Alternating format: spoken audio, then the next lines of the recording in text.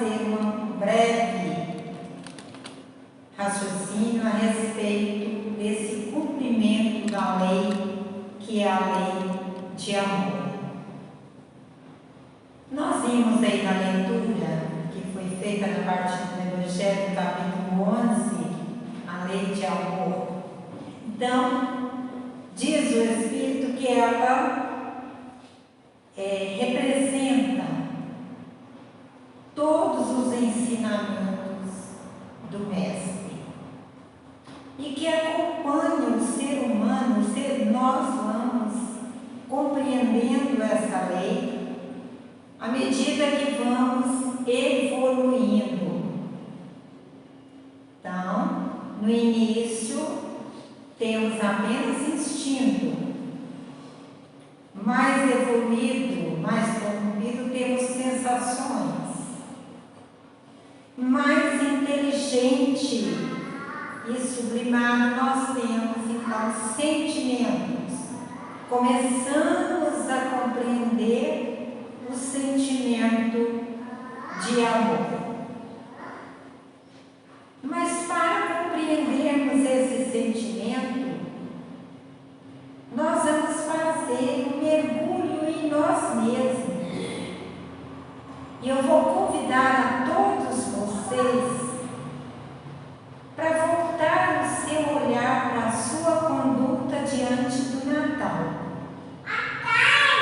O que representa para você quando se fala em Natal de Jesus? Eu vou dar algumas opções. Você pensa imediatamente na manjedoura, na estrebaria, na criança?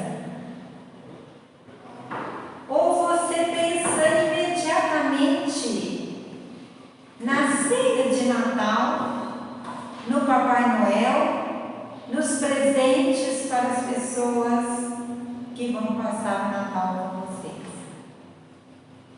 Ou você vai e lembra das primeiras pregações de Jesus, quando ele sobe o monte e canta as bem-aventuranças? Ou você se mergulha na cruz e lembra de Jesus crucificado, todo ensanguentado, coroado de espinhos? E a sua vida também é voltada para o sofrimento, onde você mergulha nessa tristeza, nessa dor, nessa dificuldade. Ou ainda, você se lembra que depois de todo esse acompanhamento, Jesus se mostrou a todos os seus discípulos, confirmando a existência na vida espiritual, a sobrevivência da alma.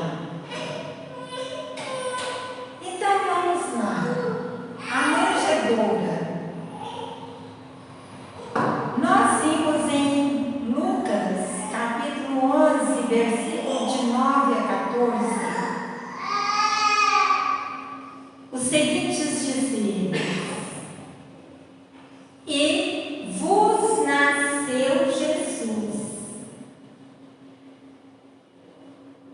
paz na terra, boa vontade aos homens. Glória a Deus nas alturas, paz na terra e boa vontade para com os homens. Então, se Jesus nasceu, tudo na terra deveria ter mudado, porque ele veio cumprir a lei de amor, nos ensinar esse caminho do amor. Nasceu numa estrebaria, sim,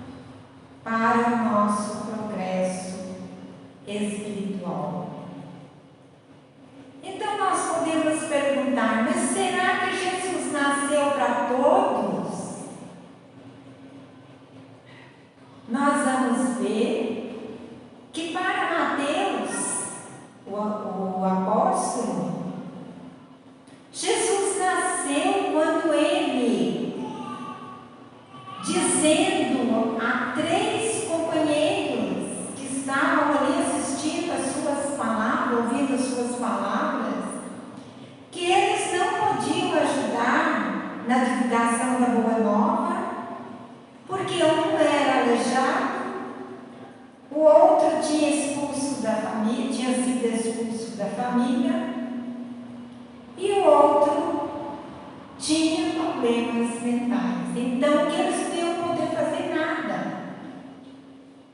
Então, Jesus conversa com ele e mostra que o trabalho de nascer com Jesus no desenvolvimento da lei do amor é atividade destinada a todos os corações, sejam eles em que situação esteja. Então, para Mateus, Jesus nasceu nesse momento que ele compreendeu a importância de vivenciar os ensinamentos. Para Simão Pedro, Jesus nasceu no momento que ele nega Jesus 3 vezes, quando ele havia sido preso, e o galo canta. Então ele desperta.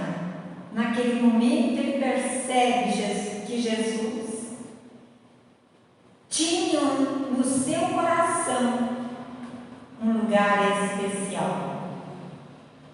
Para Judas, Jesus nasceu quando ele entrega Jesus aos soldados para ser preso, e Jesus o chama de amigo. Então ele devolve o dinheiro que ele havia recebido e sofre imensamente, chegando ao desequilíbrio do suicídio. Mas aí Jesus nasceu no seu coração.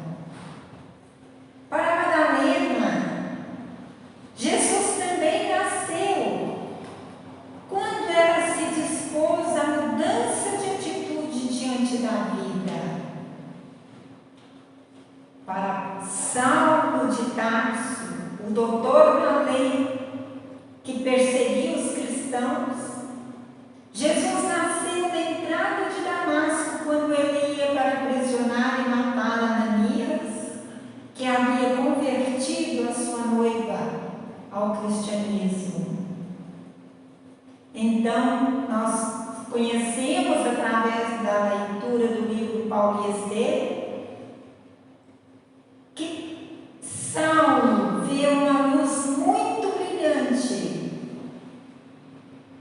na entrada de Damasco, cai do cavalo e pergunta: Senhor, o que queres que eu faça? Porque ele percebe que aquela luz era Jesus. E nós precisamos cair do nosso cavalo da ilusão, onde nós nos ligamos ao egoísmo, à materialidade das coisas, para que Jesus possa nascer na estrebaria do nosso coração. É preciso transformar o nosso coração numa manjedoura para acolher o Mestre. Será que Jesus já nasceu então em nossos corações? Ou nós estamos entusiasmados ainda com o Sermão do Monte, onde a primeira reflexão, quando Jesus começa a falar: bem-aventurados pobres de espírito, porque deles é o reino dos céus.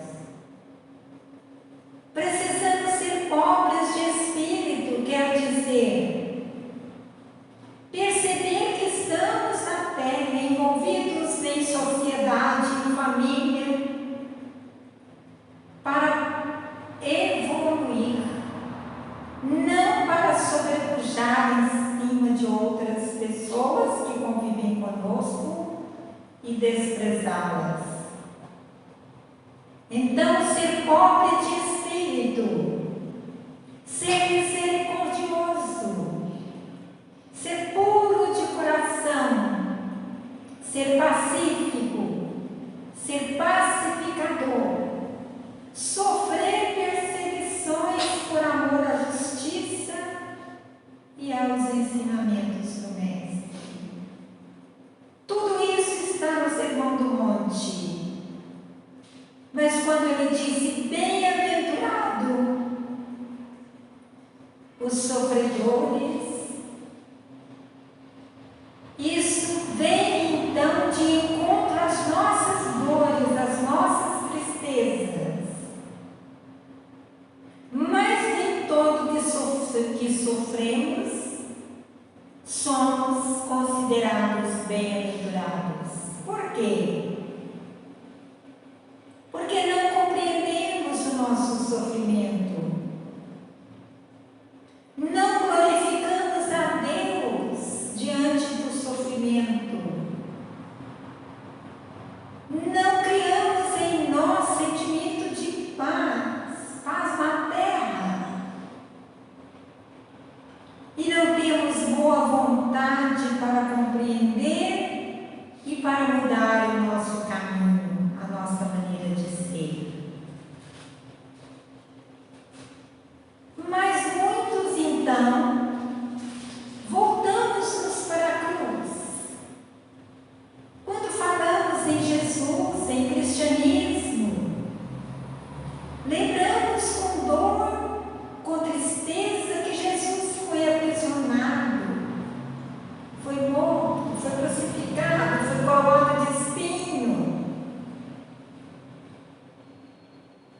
apanhou, cuspiram em seu rosto.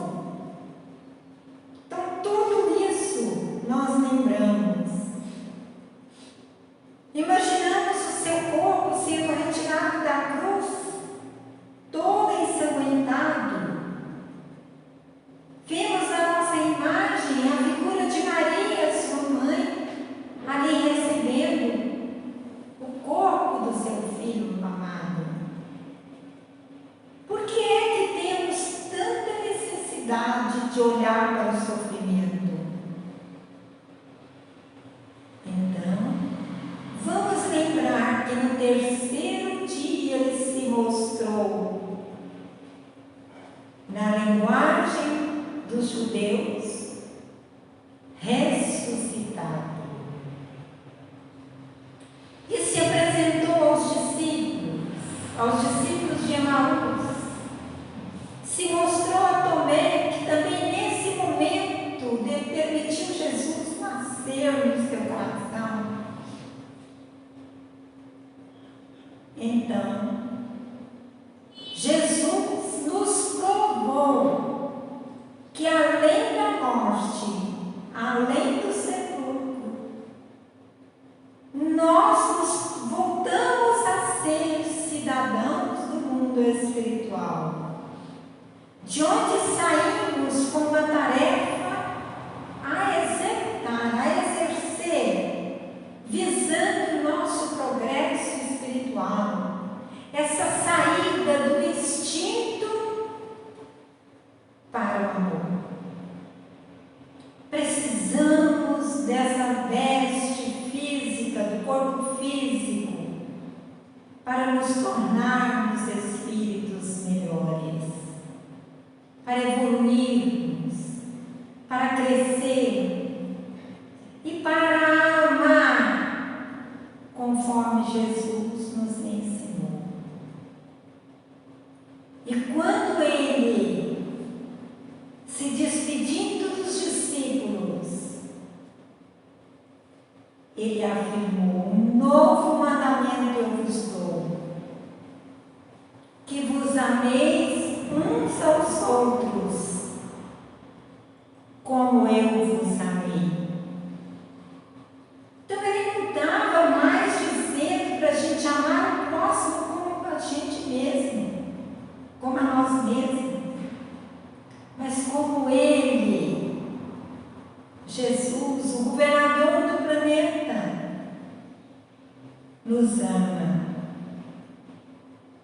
página belíssima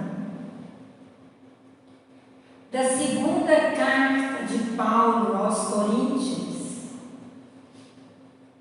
no capítulo 5, no versículo 14,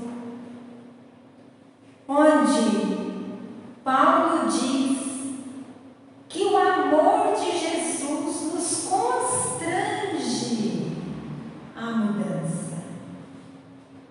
Então, todo aquele que sente, que percebe esse amor, é tocado, é chamado e compreende a necessidade da mudança.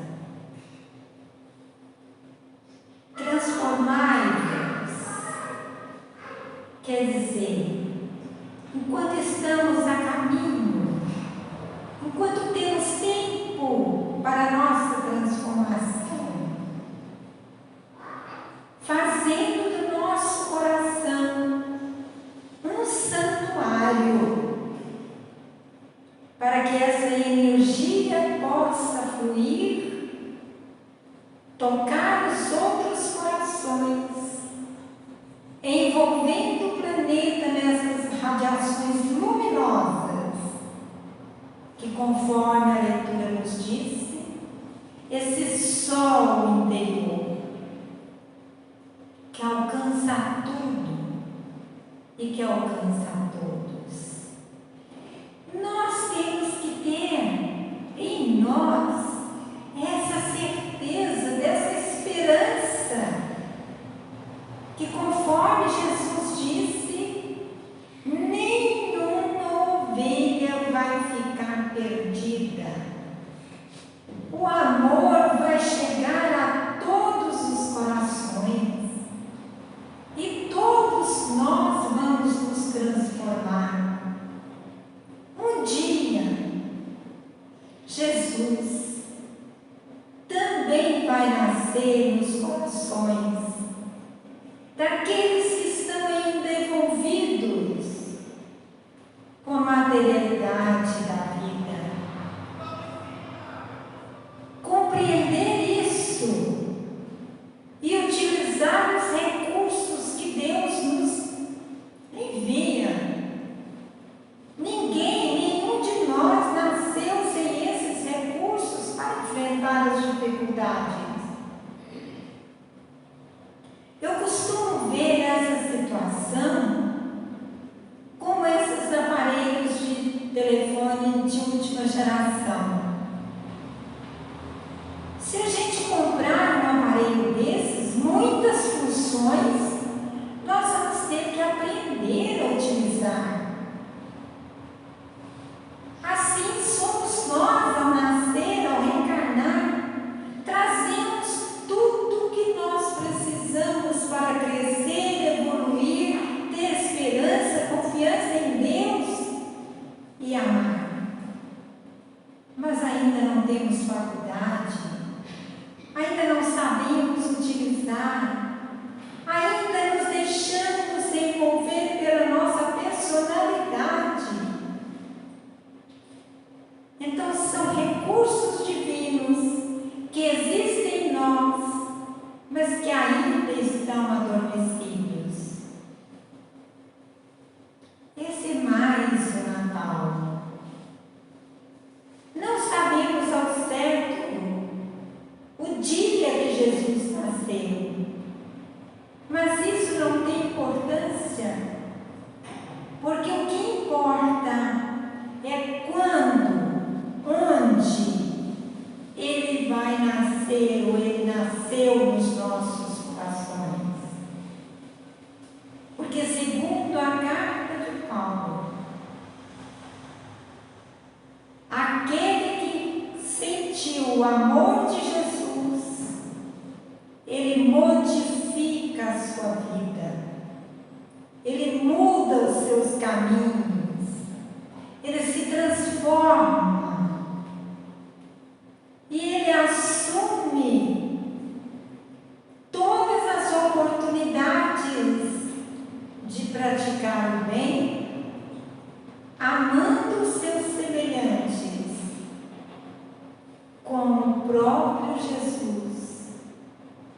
nos amou e nos ama.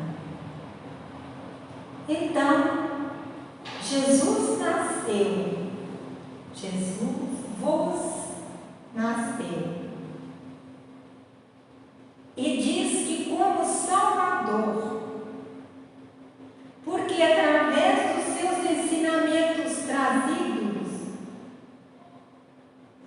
nós temos aí um roteiro de luz para chegarmos mais próximos de Deus, através dos ensinamentos do nosso Mestre querido, que no Livro dos Espíritos foi colocado como nosso modelo e guia, modelo para ser copiado, imitado, guia para ser seguido.